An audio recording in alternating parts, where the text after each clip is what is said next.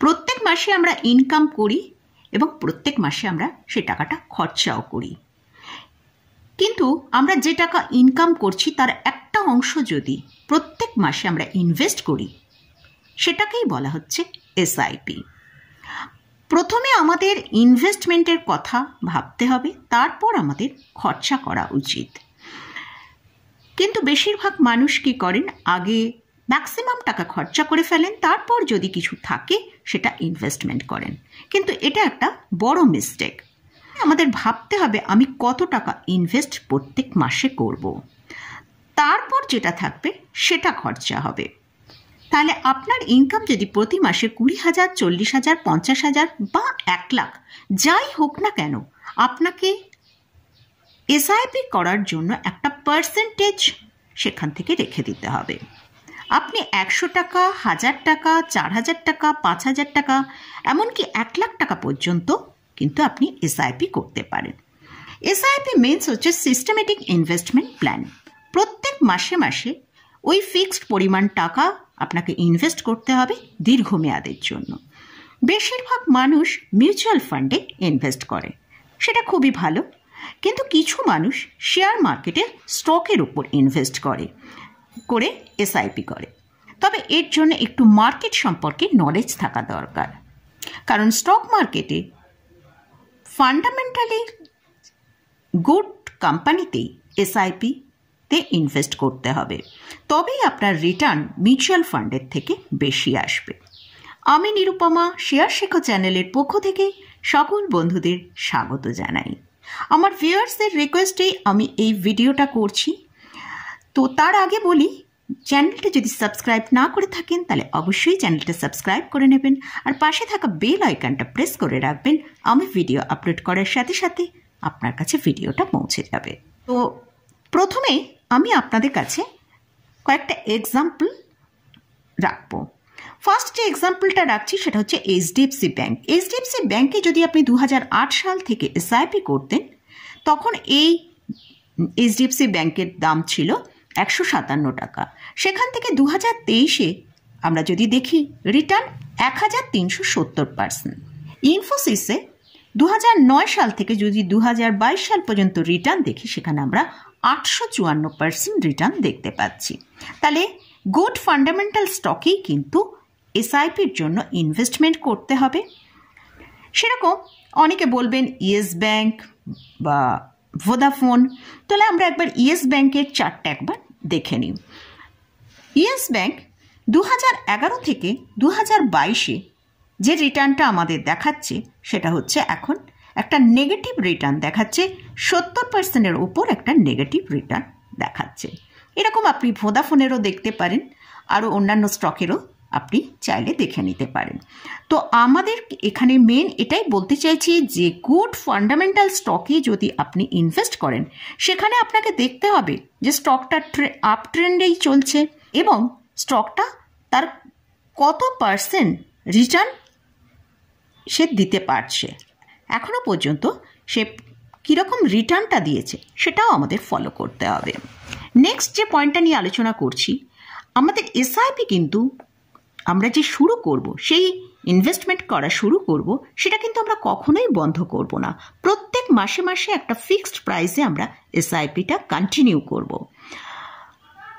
এমন অনেক মানুষ আছেন, মার্কেট নিচে এসেছে, তারা এসআইপিটা আগে বন্ধ করে দেন। এটা কিন্তু একটা বড় মিস্টেক, কারণ আপনি ধরুন কোনো স্টকে টপ প্রাইসে বাই করেছেন, সেখানে দেখা গেল স্টকটা বেশ কয়েকটা মাস কারেকশানে চলল। সেখানে আপনি যে এসআইপিটা কন্টিনিউ করছেন, আপনার যেহেতু দামটা নিচের দিকে আসছে বলে কিন্তু আপনার স্টকটাও একটা অ্যাভারেজ প্রাইসে চলে আসবে। আর যারা হয়তো নিচের দিকেও যদি আপনি বাই করে থাকেন, সেটাও কন্টিনিউ করে যেতে হবে, কারণ আপনি আরও নিচের দিকে দাম পাচ্ছেন, আপনি ভালো বেশি করে কোয়ান্টিটি নিতে পারবেন, স্টকটা ভালো অ্যাভারেজ করতে পারবেন। এই সবগুলো কিন্তু কারেকশানে আপনি করতে পারবেন। আমি একটা এক্সাম্পল দেখাচ্ছি, এশিয়ান পেন্টসের কথা বলছি। জানুয়ারি 2023-এ এই স্টকটার দাম ছিল 2722 টাকা। বেশ কয়েকটা মাস কারেকশানের পর এই স্টকটা কিন্তু আবার আমরা জুলাই 23-এ আমরা দেখতে পেলাম 3500 টাকায় পৌঁছে গেল। আমরা একবার এশিয়ান পেন্টসের চার্টটা একবার দেখব। সেপ্টেম্বর 2022-এ এই স্টকটার দাম ছিল 3400 টাকার কাছে। সেখান থেকে কারেকশন আসার ফলে আমরা জানুয়ারি 2023-এ কিন্তু স্টকটাকে 2700 টাকার কাছে দেখতে পেলাম। আবার জুলাই 2023-এ আমরা স্টকটাকে আবার সেখান থেকেই 3500 টাকায় পৌঁছে যেতে দেখলাম। এই সব স্টকেই কিন্তু এসআইপি করা উচিত। নিচে এলেও এই সব স্টক আবার ওপরের দিকের দামে চলে আসবে। তাই এসআইপি সব সময় কন্টিনিউ করা উচিত, কখনোই এসআইপি বন্ধ করা উচিত নয়। নেক্সট যে পয়েন্টটা নিয়ে আলোচনা করব সেটা হচ্ছে প্রতি বছরে আপনার এসআইপি অ্যামাউন্টকে 10% করে বাড়ান। মানে মিনিমাম 10% করে বাড়ান, এর চেয়েও বেশি করতে চাইলে করতে পারেন। কেন বললাম? আপনি যেখানে সার্ভিস করছেন সেখানে কিন্তু প্রত্যেক বছরে আপনার স্যালারি বাড়ছে, তাই আপনার ইনভেস্টমেন্টকেও বাড়াতে হবে। তাই মিনিমাম 10% করে প্রত্যেক বছরে আপনার এসআইপিকে যদি আপনার পক্ষে সম্ভব হয় সেটা বাড়ান। এতে আপনার ওয়েলথ ক্রিয়েশনটা আরও বেটার হবে। নেক্সট যে পয়েন্টটা নিয়ে আলোচনা করব সেটা হচ্ছে এসআইপিতে আপনি একটা ফিক্সড ডেট ঠিক করুন। অবশ্যই আমার মনে হয় সেটা 10 তারিখের মধ্যেই করা উচিত। কেন এটা বলছি? মোটামুটি যারা স্যালারি পান তারা মোটামুটি 10 তারিখের মধ্যে সবাই স্যালারি পেয়ে যান। তাই এবারে আপনি নিজে ঠিক করে নিন 3 তারিখ, 4 তারিখ, 5 তারিখ, যে কোনো একটা ডেটকে ফিক্সড করে রাখুন। সেই ডেটের মধ্যে আপনার এসআইপিতে যেন টাকাটা চলে যায়। তো তাই এসআইপির ডেট কিন্তু অবশ্যই ফিক্সড করে রাখতে হবে, কারণ নাহলে যদি আমাদের খরচাটা একবার হয়ে যায় তাহলে কিন্তু এই এসআইপিটা কন্টিনিউ করা যাবে না। এবার হচ্ছে কোন স্টকে আপনি এসআইপি করবেন। অবশ্যই গুড ফান্ডামেন্টালস যেসব স্টকগুলো আছে তাতে করবেন। যে কোম্পানি মার্কেট লিডার সেই সব কোম্পানিতে করুন। যে কোম্পানির লো ডেপ্ট বা ডেপ্ট ফ্রি কোম্পানি সেইখানে আপনি এসআইপি করুন। আর একটা জিনিস যেটা হচ্ছে আরওসি যেসব কোম্পানি 20%-এর ওপর রয়েছে সেই সব কোম্পানিতে এসআইপি করার চেষ্টা করুন, তাহলে কিন্তু আপনার এসআইপিটা খুব ভালো হবে। এরপর আমার ভিউয়ার্সরা যে প্রশ্নগুলো করেছেন সেই প্রশ্নগুলো নিয়ে আলোচনা করছি। আমার এক ভিউয়ার্স বলেছেন 500 টাকার মধ্যে ভালো স্টক এসআইপির জন্য বলতেন। দেখুন, এতগুলো প্যারামিটার দিয়ে যখন চেক করতে হচ্ছে তখন হয়তো সেইভাবে অ্যামাউন্টের এতে কিন্তু স্টকটা আমরা খুঁজে নাও পেতে পারি। তাই সব থেকে বেটার হবে যারা 500 টাকার মধ্যে এসআইপি করবেন সেক্ষেত্রে মিউচুয়াল ফান্ডের আন্ডারে এসআইপি করাটা বোধহয় বেটার হবে। তবু আমি দুটো স্টক নিয়ে এখানে আলোচনা করছি। একটা হচ্ছে কোল ইন্ডিয়া, এটা গভর্নমেন্ট আন্ডারটেকিং একটা কোম্পানি। এই কোম্পানি এখন কারেন্ট প্রাইস চলছে 367 টাকা। এরা খুব ভালো একটা ডিভিডেন্ডও পে করে। তো এই কোম্পানিতে এসআইপি করা যেতে পারে। এটা ফান্ডামেন্টালি এরা মোটামুটি একটা স্ট্রং কোম্পানি, এটা একটা লার্জ ক্যাপ কোম্পানি। নেক্সট যে স্টকটা নিয়ে আলোচনা করছি সেটা হচ্ছে ভারত ইলেকট্রনিক্স লিমিটেড। এর কারেন্ট প্রাইস চলছে 173 টাকা। এই স্টকটা ডিফেন্স সেক্টরের একটা কোম্পানি। আগামী দিনে এই কোম্পানির কিন্তু একটা ভালো ফিচার্স আছে। এই স্টকটা ফান্ডামেন্টালি খুবই স্ট্রং স্টক। যে প্রশ্নটা তিনি আমাকে এসআইপি স্টকের পোর্টফোলিওর কথা বলেছেন, কীরকমভাবে করতে হবে। এসআইপি স্টকের পোর্টফোলিও তৈরি করতে হলে অবশ্যই সেই পোর্টফোলিও ডাইভার্সিফাইড হতে হবে।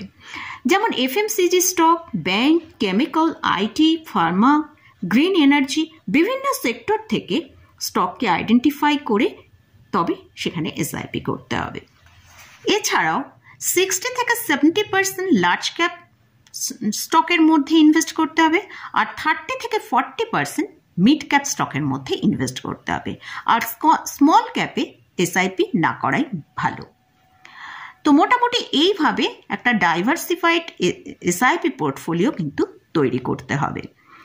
আমরা জানি মিউচুয়াল ফান্ডে ইনভেস্ট করলে মোটামুটি আমরা 12 থেকে 15% রিটার্ন পাবো, কিন্তু যদি আপনি নিজে এসআইপি করেন সেখান থেকে 20 থেকে 20% রিটার্ন পাবেন। এছাড়াও ডিভিডেন্ড এবং আরও অনেক কিছু, যেমন অনেক সময় অনেক সময় শেয়ার স্প্লিট হয়, বোনাস শেয়ার কোম্পানি ডিক্লেয়ার করে, এগুলো কিন্তু আমরা সবই পাবো। তো এই যে মিউচুয়াল ফান্ডে 12 থেকে 15% রিটার্ন, এবং যদি আমরা নিজেরা করি সেখানে বললাম 20 থেকে 22% রিটার্ন, এগুলো কিন্তু তখনই পাবো আমি যে এই এতগুলো স্টেপ এর কথা বললাম, সেই প্রত্যেকটা স্টেপ যদি আমরা ঠিক মতন ফলো করতে পারি এবং স্টক সিলেকশন আমরা যদি ঠিকঠাক করতে পারি, তবেই কিন্তু আমরা এই 20 থেকে 20% রিটার্ন আমরা পেতে পারি। মোটামুটি আজকের ভিডিওয়ে আমি এসআইপি সম্পর্কে একটা ডিটেলস নলেজ আপনাদের সাথে শেয়ার করলাম। আর মোটামুটি এই প্রসেসে যদি আপনারা ঠিকঠাক এসআইপি করতে পারেন, তাহলে ভবিষ্যতে কিন্তু আপনারা খুব ভালো একটা ওয়েলথ ক্রিয়েট করতে পারবেন। আর আমার ভিউয়ার্সদের যে প্রশ্নগুলো ছিল, আশা করি আমার মতামত তাদের সাথে শেয়ার করতে পারলাম। তো আজকের ভিডিওটা এখানেই শেষ করছি।